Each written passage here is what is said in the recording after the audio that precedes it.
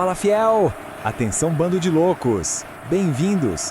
Hoje a gente vai fazer uma análise de uma das maiores, se não a maior rivalidade do futebol mundial. Vamos mergulhar fundo na história que fez Corinthians e Palmeiras ser muito mais do que um clássico. É o Derby Paulista! Vamos nessa! Mas sério, para pensar. Como é que um jogo de futebol vira uma guerra de mais de 100 anos? Porque, olha, não é só sobre o placar, não. É sobre provocação, é sobre honra, é sobre humilhação e glória. É uma coisa de louco, e a gente vai entender isso direitinho agora. E tudo, mas tudo mesmo, começou com essa frase aí. Uma simples frase que acendeu o pavio de uma bomba atômica. Em 1918, a torcida do Palestra jogou um osso com esse bilhete para os jogadores do Timão. Mal sabiam eles um monstro que eles estavam criando naquele momento. E foi assim que nasceu o famoso caso do osso. O Corinthians, perdendo o jogo, foi lá e buscou um empate heróico, 3-3. E, claro, devolveu o osso com uma resposta à altura. Esse osso é para canja, mas não cozinhou por ser duro demais. Pronto, a partir daquele dia, a amizade acabou para sempre. E se a provocação com osso já não fosse o bastante, a coisa esquentou de verdade. Em 1920, Neco, um dos nossos primeiros ídolos, um gigante, simplesmente tirou a cinta no meio da briga e partiu para cima de um jogador do Palestra. A Fiel abraçou a loucura na hora e o grito "tira a cinta" virou hino nos estádios. O circo estava pegando fogo. Mas a história de uma grande rivalidade também é feita de feridas, né? De cicatrizes que simplesmente não fecham.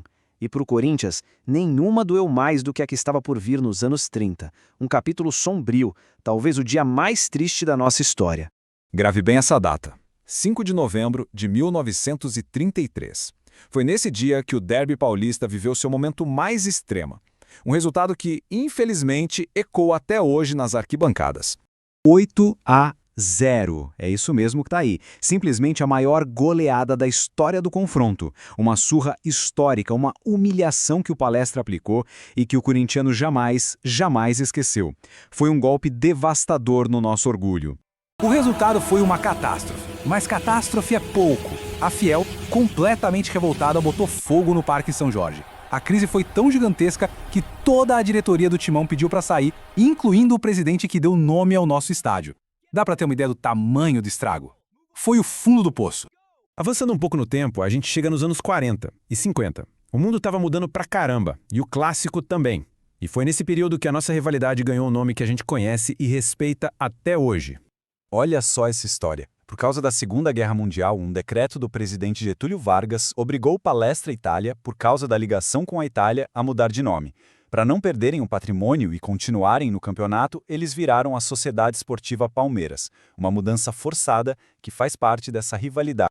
E foi aí que o jornalista Tomás Mazzoni, um gênio, teve a grande sacada. Inspirado na corrida de cavalos mais famosa do mundo, o Derby de Epsom, ele batizou o confronto. O nome pegou na hora, porque era a mais pura verdade. Corinthians e Palmeiras era e ainda é o maior evento esportivo de São Paulo, o maior do Brasil. As décadas seguintes foram marcadas por períodos longos e dolorosos, sem títulos para os dois lados. E, acredite se quiser, essa agonia toda, essa espera desesperada, só deixou a rivalidade ainda mais forte, ainda mais visceral. O Timão ganhou o Paulistão de 54 e depois amargou 23 anos na fila. 23 anos! Nesse meio tempo, a gente viu a tal academia deles e os Santos de Pelé dominarem. E para piorar, o Palmeiras ainda venceu a gente na final de 74, adiando nosso sonho. Mas o futebol é uma roda gigante. Quando o Corinthians saiu da fila em 77, adivinha? Foi a vez do Palmeiras entrar num jejum de 17 anos. E então chegamos aos anos 90, a década de ouro do derby. Mano do céu, aqui a rivalidade explodiu de um jeito que nunca mais se viu. Era final todo ano, era briga, era provocação, virada histórica. Foi a melhor época do clássico, sem dúvida nenhuma. Que saudade! O Palmeiras, com o dinheiro da Parmalat, montou um timaço e conseguiu a vingança. Em 93, depois do Viola imitar um porco, eles meteram 4-0 na gente na final e acabaram com o jejum deles. No ano seguinte, levaram o brasileiro em cima do Timão de novo. Foi um domínio absurdo deles naquela época. Mas o Corinthians sempre dá o troco. E a vingança vem em 99, na famosa final das embaixadinhas. O Timão já era campeão, o jogo acabando, e o Edilson Capetinha, aquele gênio, resolveu humilhar. Começou a fazer embaixadinha no meio de campo. O resultado? Pancadaria generalizada. Uma cena que virou o símbolo da rivalidade nos anos 90. Inesquecível. Entrando no século XXI, a rivalidade passou por altos e baixos, com momentos muito difíceis para os dois lados. Mas como sempre, o derby sempre encontra um jeito de voltar a pegar fogo. Os dois times foram rebaixados, o que foi um golpe duro. Mas a rivalidade se reergueu. Em 2018, o Corinthians foi campeão paulista dentro da casa do Palmeiras, nos pênaltis. Uma festa que eles nunca vão esquecer.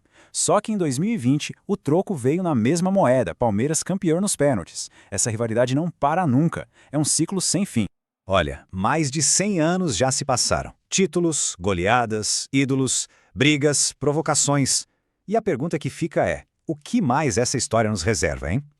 Uma coisa é certa, o derby paulista nunca, jamais será apenas um jogo de futebol. Vai, Corinthians!